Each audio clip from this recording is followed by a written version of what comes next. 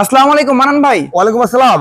সব সময় দেখে দেখি সচরাচর প্যানেলগুলো সোজা থাকে এবং একদম কাচের বডি থাকে, কাচের আবরণ থাকে উপরে। হ্যাঁ, কিন্তু এটা আপডেট সোলার যারা নৌকা, ইজি বাইক, মানে অটো রিক্সাতে লাগাতে চান তাদের জন্য এই প্রোডাক্ট আপডেট।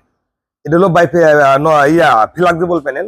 তো এটা যে কোনো কাজে মানে যে কোনো জায়গায় লাগাবেন, এই যে ভাঙার কোনো ভয় নাই। আপনি যে কোনো যানবাহন লাগাবেন, বাস ট্রাক যাই হোক যেখানে লাগাবেন, কোনো যানবাহন ভয় নাই।